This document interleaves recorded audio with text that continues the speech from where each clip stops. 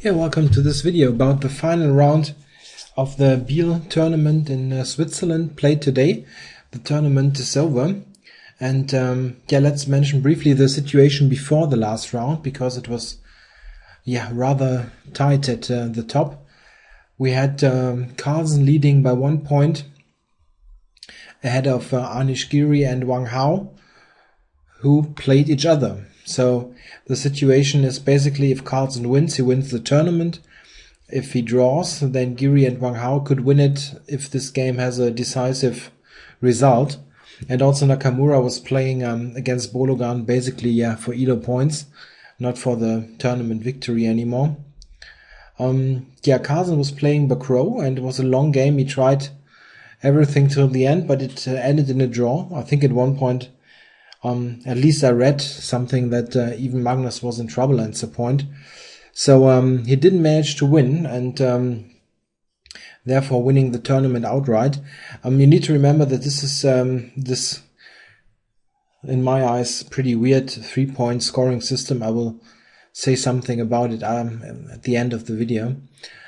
So after this draw of Carlsen, of course this happened really late in the day today, because he played like 60 moves against Bacro. But I'll look at the game Wang against Anish, Giri. So if this game has a winner, this winner will also win this tournament on this 3-point scoring system. Okay, right. Let's see what happened. Wang opens knight f3, and he played all kinds of opening moves in this tournament. Also e4, d4, and this time knight f3. And we see that Giri plays knight f6, g6, and goes for this Grunfeld type of opening. Here white has quite some choices. He can also capture on d5, and here has lots of possibilities, all kinds of queen moves and so on. But Wang opted for something else. He gave this check right away, and the idea is that black at this point only has moves to block the check that he in a way doesn't want to make. You don't want to play a passive move like c6. You don't want to play really knight c6 going into some pin. And queen d7 is not working at all because of capturing d5. So this kind of stuff just loses a pawn. So it's basically bishop d7. I mean, there are other moves playable. Knight c6 is not terrible, and c6 is also not losing or something, but this is by far the main move. And now white plays queen to b3. And white's rationale is that this bishop actually is disadvantages for black. It's not well placed there. Okay, we see what's happening. a6 here. This is a little bit of a move order finesse. You could also play bishop g7, of course, but he went a6, d4.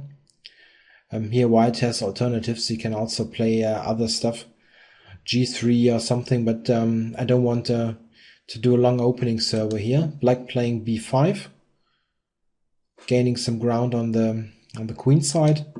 Queen back to b3. It was attacked, and now c5. Immediately opening up the queen side and making sure that this pawn on c7 doesn't get backward at some point or weakness. So he immediately opens it up here and sacrifices a pawn temporarily. White doesn't really have an alternative to capturing, so he took it, and now black just continues developing. And in this position Wang just played e4, and now this position, after castles, bishop e2, bishop e6, attacking the queen, now transposed into a mainline Grunfeld, just with some extra move inserted. This also could have happened in the Russian variation of the Grunfeld with queen b3. So it's a well-known theoretical position, which both players should know well. Knight bd7, attacking the pawn, and the issue is white now plays bishop e3. If he would try b4 in this position, then And black has stuff like a5 and also this idea of knight e4 using the strong g7 bishop. Black is very okay here, so b4 is not a good idea. Therefore bishop e3, and now just rook c8, again attacking the pawn. If white now would play b4, then knight e4 would just win material, the bishop. So something like this. And black is an exchange up. It's not directly winning because of the strong c-pawn, but white doesn't want to do that. So he needs to prepare to return the pawn, and he played rook d1. There are other moves. You can also play knight d4, for example, but this is certainly a sensible move, pinning the knight so that black cannot play knight c5. Therefore black played b4, attacking the knight. And yeah, where should this knight go? He went knight d5, just in the middle of the board. You can also do the sidestep, but this is just a really badly placed piece, and it's very difficult to keep this pawn in the long run. Let's say something like this. And for instance, castling, black might consider even taking here, because a4 is hanging. It's very difficult for white to keep this pawn, so he didn't even try. He played knight d5, but this has the advantage that black doesn't have much choice. If he wants to really get the pawn back, he needs to take with the bishop here, and now take. And in this way white has netted the pair of bishops at least, and it's something to play for. Here white just got the king out of the center, and black played a5, securing this pawn. But this of course has also a disadvantage. It weakens the queen side. Let's check quickly. If black would take d5, then actually white can capture this this piece, which was secured before because of queen a5. But now queen a5 is just stupid, because this piece is also hanging. So black cannot take this, and he played a5. Yeah, bishop b5, immediately using this this weakened square. And we see by the time here, they started I think with 140 if I'm not mistaken. Both players pretty much blitzed out this, so it was kind of obvious that they both had this in their preparation. Knight to e4, attacking the queen, and bishop c6, queen c7. This is, at least according to to my database, which is pretty okay. It's not a monstrous database, but it's a novelty. But it's a move that the engine like Houdini also thinks it's quite okay. It hasn't been played before. White answered rook c1, and first I wasn't quite sure what this move is doing, but I think its idea is to get the rooks on c1 and d1, and queen to e2, this kind of setup, so that the heavy pieces really use the central files here. So rook c1 seems plausible. Knight back to d6. This knight is not a stable piece. He puts it back to d6. Also probably intending knight f5. And now this mentioned queen e2, getting out of the c-file. You also need to look at this knight takes d5 ideas. So let's say white makes a nothing move here, then black captures using the c-file. So this is also why white went away from the c-file. Knight to f5, trying to get this bishop, get rid of one of those bishop pair pieces, but of course white doesn't agree to this and moves the bishop away. And now bishop h6. I'm not sure that this is really doing much, but shouldn't be too awful. White makes a rook move. It was attacked. Rook d8 and rook d1. So a pretty a pretty logical kind of course of the game. So how to evaluate this position? I think it's not so easy. I would prefer white because I just like my bishops, but it's not so easy to see how white could make progress here. The situation in the center is pretty stable, and what should be white's idea? He could try to open up the queen side with a3 maybe at some point, and trying to open up the b file, trying rook to b7, something like some stuff like this. And black isn't doing so much here, so I wouldn't like black too much, but I don't think black is in huge difficulties. Maybe it's even a good idea to simply retreat the h6 bishop, move like bishop g7, and this way actually also preparing maybe this idea e6, trying to undermine the c6 bishop, which is anchored here by the d5 pawn. This looks like a decent idea. What happens in the game was pretty amazing. Here Giri played the move e6, which is desirable from a positional point of view. He wants to get rid of this somewhat annoying bishop and of this pawn, of course. This bishop pawn formation is quite irritating, of course. And the only drawback is that this move just loses the game. Okay, losing is maybe a bit too harsh, but in reality it lost the game basically, because now white gets a clear advantage and it's super hard to defend, maybe impossible. White can just capture here, and I'm not quite sure what Giri, what kind of miscalculation happened there. The problem is, after d takes e6, black will get a very weak pawn on e6, because you cannot grab any material. So let's just go through the moves. If black now tries to grab the bishop, then white takes here with a simple idea, but you see it first. After takes, just knight e5 wins the queen. If he goes here, then you've got something like this coming. Check. And this wins about every piece on the board. Totally over. So the issue is you cannot take c6. What else should you do? In the game, he took if there's some alternative, let me look briefly. I did some analysis before this game. I don't want to forget a line. I see. There's one line which maybe need to show.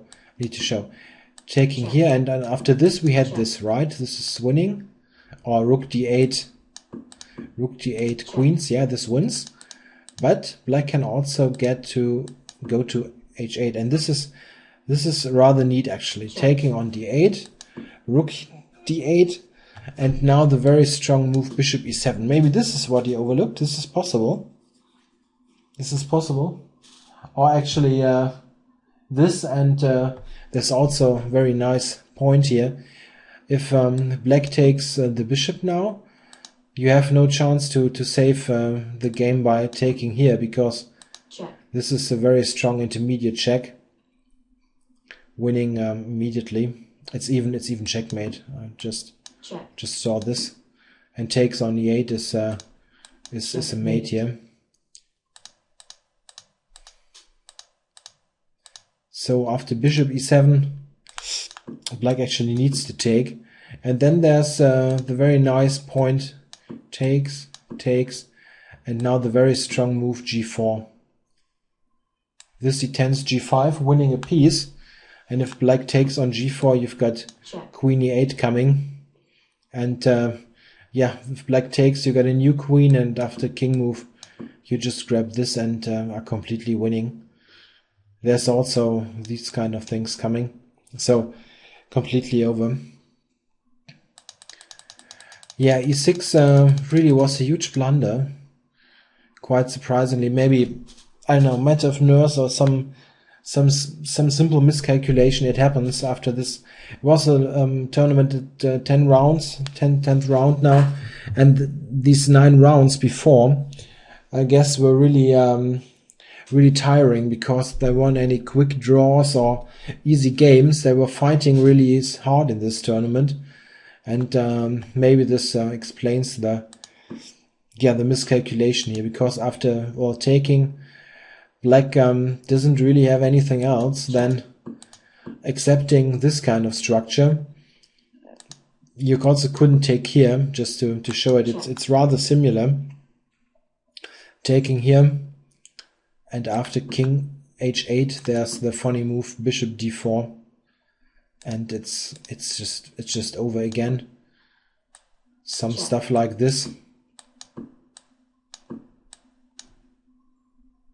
And checkmate. Even a rook. I wanted to try to make a rook, but not so easy in the software if once I have it set up. So a mate again. Black simply can never take the C6 piece, and he needed to take on E6. Yeah, and now White just played the simple move Bishop A4, securing the bishop, and this is just a complete ruin for Black. White's got 2 bishops. It's a terrible pawn structure with the pawn on E6, and White will put a bishop on B3, which will attack this weakness immediately. I think this is really close to lost with a good technique, and these guys really know what they're doing. When they have a large advantage, I think White should win this. In the game, it went away very quickly. Maybe Black could have defended slightly better, but I guess he was already very much disappointed by this turn of events because, well, just 5 moves ago it was basically some sort of theoretical position with not so much going on. Maybe White was very slightly better, but nothing serious, and then E6 just blundered the game away, and also the chances for winning this tournament. Yeah, played Queen D8. Trying to get rid of the queens at least, which White of course doesn't want to do, because potentially Black's king is much weaker than White's king, especially if you consider Bishop B3 coming up. So Black covered the pawn here, and now White uses the chance to centralize this knight. After the knight from F5 retreated to G7, there's not any possibilities anymore of knight coming to D4, so you can now safely put your own knight on E5. And what should Black do? It's just a terrible position. He played knight to E4. Little trick. If White would be greedy now, check. Black actually mates himself. So of course you cannot take. But White simply could play knight C6, and what now? If Black moves the queen now, which is attacked, then the simple bishop knight to E7 check just picks up the rook. And so Black cannot move the queen really. Or, I mean, he can, but it loses an exchange anyway. So he took on C6. Bishop takes. Yeah, this knight now hanging 2 times. Also by this bishop. Pretty weird arrow here. So Black took on C5 and White recaptures, and now White is just clean exchange up and will win this very easily, because also Black's pieces are really in disarray and it's all weak. All Black's pawns are weak. E6, A5. Yeah, and now Giri resigned. I guess he was pretty disappointed at the end. It was a huge chance with a win to win this really great tournament. So, the final standings. Wang Hao won this tournament with the 3-point system. He had, I think, 18 points at the end. So, he's ahead of Carlsen, Giri, and Nakamura. Also, the amazing thing is, if you would look at this tournament in the classical scoring system, where you get 1 point for win and half a point for draw, then Magnus Carlsen would have won the tournament, half a point ahead of Wang Hao, because Carlsen won 4 games and lost no game. And Wang Hao won 6 games and lost 3. So Carlsen had +4 and Wang Hao had +3. And also Carlsen won both games against Wang Hao. So, yeah, so let me get this out of the way. I personally think the 3-point scoring system is a completely ridiculous idea and should be getting rid of as soon as possible. It simply has no benefit and leads to completely illogical tournament results. For me, Carlsen is just the clear winner of this thing and nothing else. He's just half a point ahead, and it's completely idiotic in chess to punish draws, because a draw is just a normal result of the game. In fact, it's the most logical result of the game. You want to see decisive games, of course. It's very understandable, but you rarely get it with the 3-point system. You get more decisive results if you, mix the tournament right, get the right players in there. Then there will be longer games and there will be fight. They had just an excellent mixture here in Biel. They had very, very few draws, but this was also due to the players, not due to the scoring system. Just look at the players. You had 6 players. You had Carlsen, who may basically never plays a quick draw, unless he's, ill or feels that he's in huge trouble and somehow the opponent offers a draw and then he takes it. But usually he fights to the end. The same absolutely applies for Nakamura, who also doesn't play draws. If he must, okay, not much else to do, but he wants to fight and win every game. You have Wang Hao, who's also a fighter. Giri is also a young, ambitious player. He doesn't play quick draws as well. Bakro is really an open kind of tournament player. He needs to win in those Swisses, and he has a very, very fighting opening repertoire. He doesn't play any Petrov defenses or something. He just plays those fighting stuff. And you had first 2 rounds you had Morozovic, and but Bologan is also not the kind of player who wants to make a draw in 20 moves. He even kept on playing those sharp openings like the Benko Gambit throughout the tournament, and he's also a fighter. And one thing I just forgot, Nakamura today won his game against Bologan. I completely forgot about that. I'm sorry. This game really wasn't so important for the tournament win, but needs to be mentioned, of course.